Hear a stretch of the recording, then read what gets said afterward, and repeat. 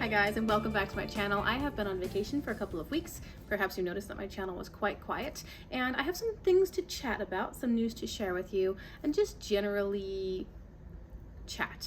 This is not going to be a chatty get ready with me because I felt like if I focused on eyeshadow and makeup, I couldn't focus on what I wanted to talk about. So it's really just a talking video. And if you want to know about today's eye look, I can cover that for you briefly. I used the Flying Fiddles palette from Adept Cosmetics. I primed my eyes. I put this through the whole crease because I accidentally used the white primer that I have, and I wasn't planning on a really light look, so I just needed to put some color back in because I had sort of a white mask happening.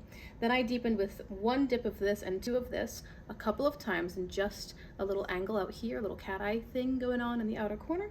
And then for shimmers, I put this in the center, and I used this in the inner corner, the inner lid, and sort of up in an arch. And then I took a bit of daffodil right here, just on the tip of my finger, and put it as an inner corner pop. And this shade accidentally fell out a little bit on my outer lower lash line, so I just blended it in from there. I am wearing this Star Surfer Space Age highlighter from Kaleidos, which you probably can't even see, but maybe you can. And on my lips, I'm wearing the NYX Smooth Whip Matte Lip Cream in the shade Teddy Fluff. That's everything.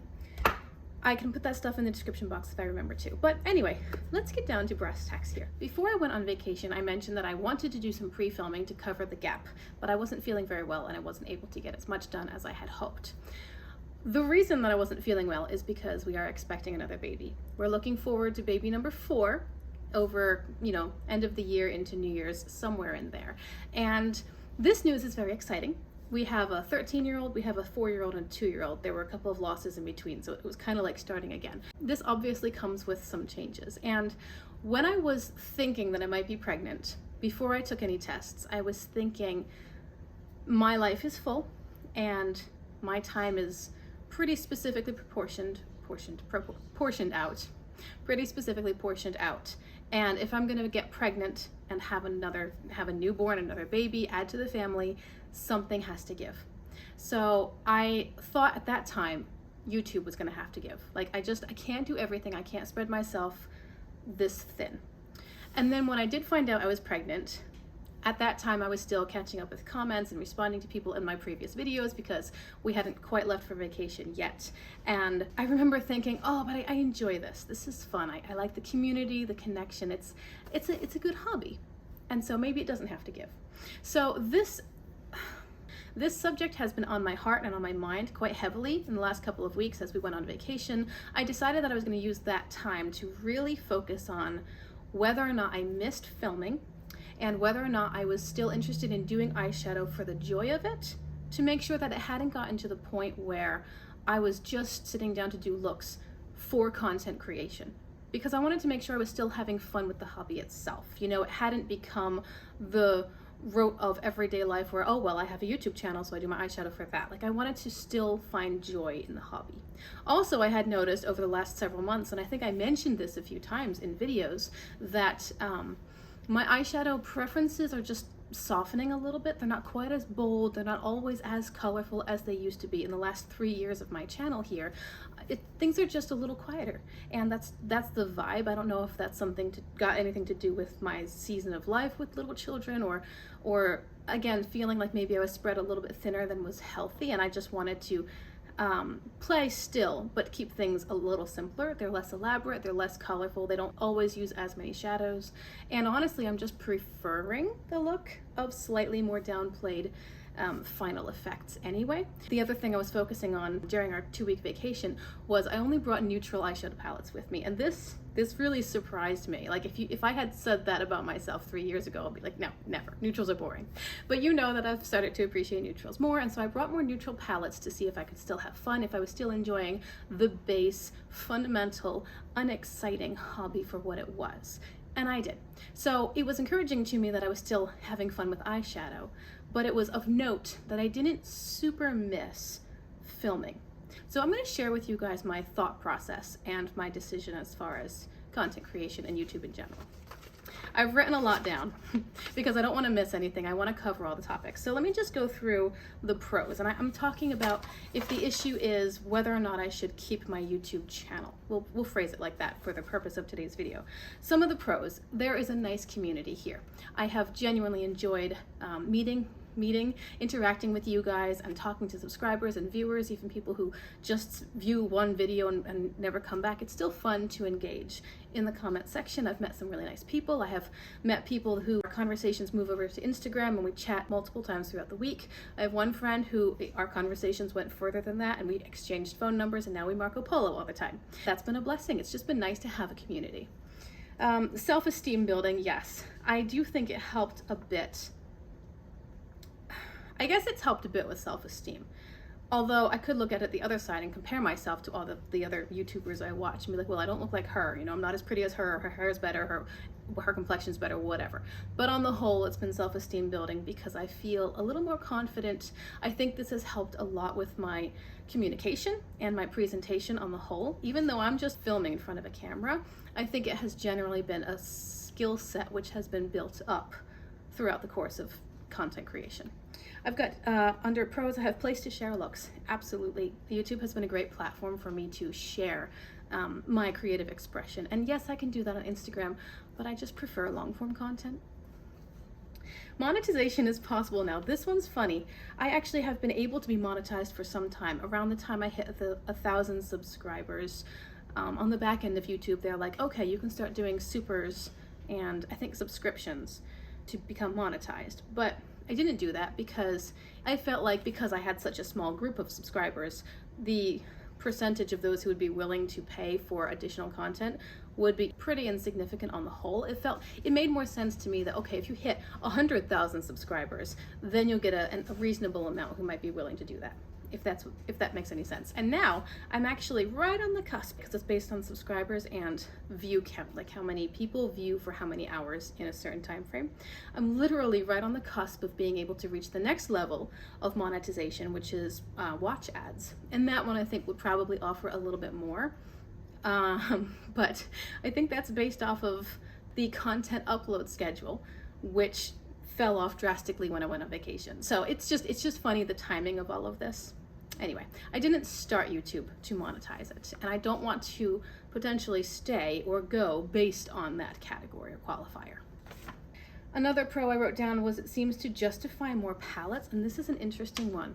I think that there are a few palettes in my collection that I've kept, not because they bring me joy, not because I find them amazing or particularly interesting, but because it gives me more options so I can give you more varied content and combine different things. And also there's definitely this feeling within the YouTube or indie eyeshadow community of just having a lot of palettes, and you can do the yearly tours and the declutters, and people like that stuff. Those are the most highly viewed videos, I think, on pretty much everyone's channel.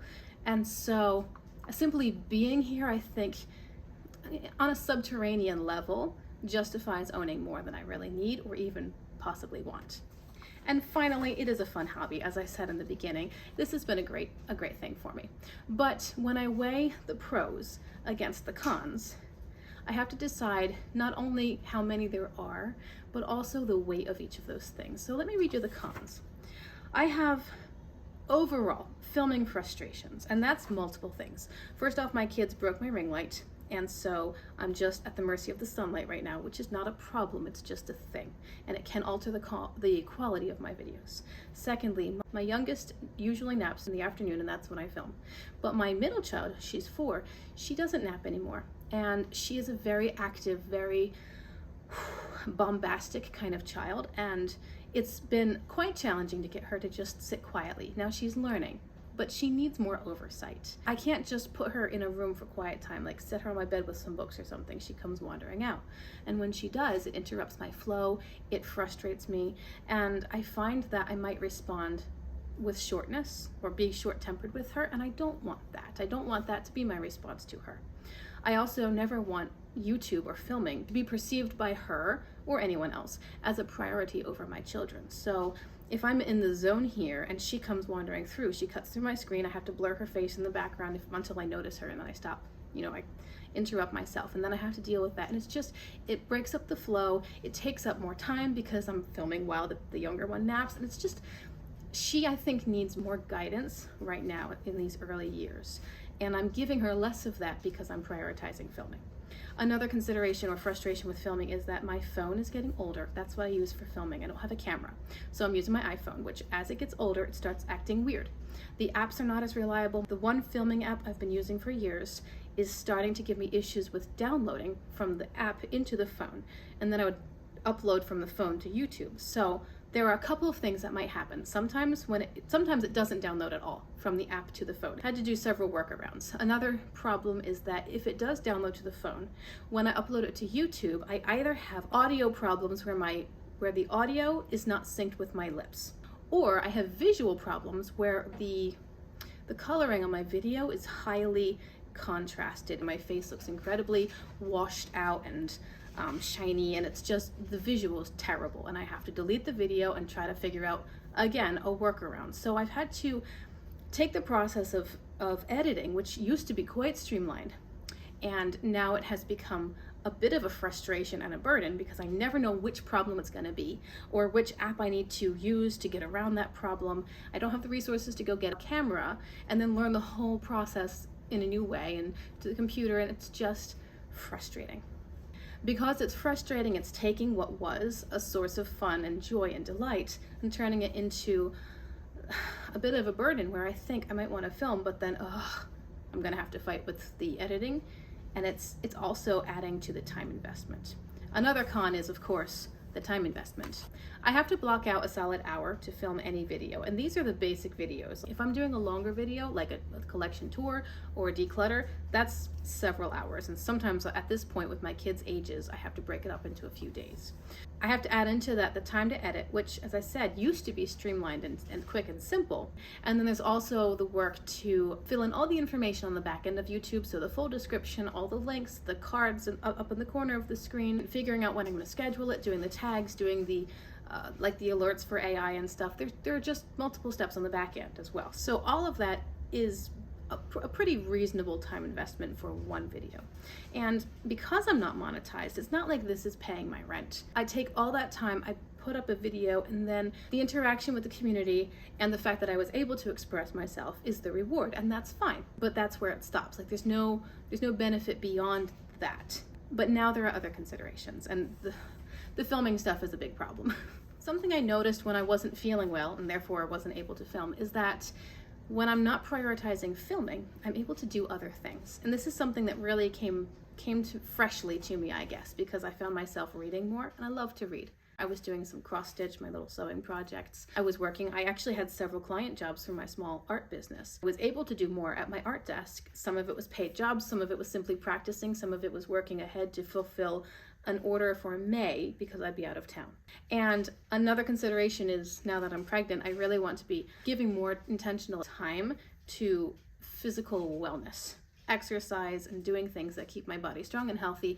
I'm almost at the end of my first trimester, so technically I should be feeling better, but that's not the case with my pregnancies. Usually I feel sick the whole time, and it's really a matter of how do I feel today and learning what my body needs.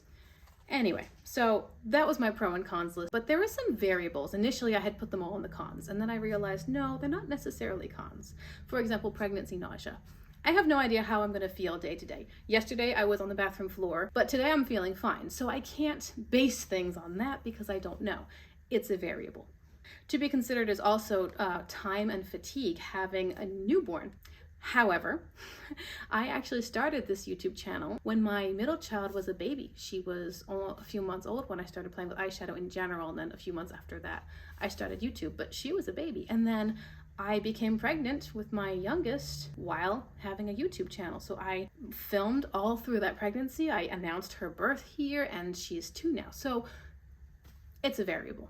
Another consideration, and this might be just in my own head, but my own changing preferences when it comes to eyeshadow. A lot of my subscribers love colorful eyeshadow. Like you see, today's look is not bold and colorful. It's not super dramatic. It's not very intricate. This is kind of what I've been feeling lately. And even if I'm feeling more colorful, it's a little bit more toned down color and just less dramatic on the whole, if that makes sense. So I have this thought that maybe my subscribers or viewers won't want to watch content that I create if it's not colorful eyeshadow. Now, again, that's probably in my head, because when I have been doing neutral looks, people still comment, what a gorgeous look, I love it so much, it's so pretty. It's just in my head that maybe any content that I created wouldn't be as interesting or appealing to those who are currently a subscriber base on my channel. Here's a big one. I need to pay for a midwife. And I have been feeling a little overwhelmed by palettes in general. I just think I have too much again, because I was so hugely blessed by people giving me a lot. And some of those are real great keepers, which means I want to get rid of some older stuff, or maybe some very, very colorful palettes that I'm simply not interested in using as much. I don't know. But anyway, I was thinking I could probably sell some palettes. Yes, let me see it. Is it all done? It's really cute. I think that's one of my favorites.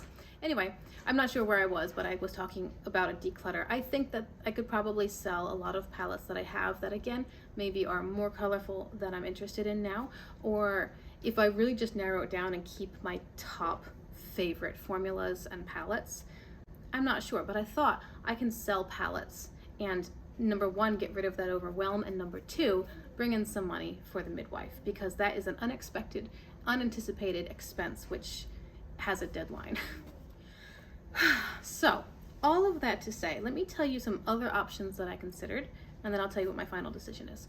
I thought about, well, maybe just staying here on YouTube rather than closing down the whole channel, just staying here and going with the flow. Like, if I happen to have some time to film, then I'll film. It'll be relaxed, it'll be unscheduled, and just as it happens.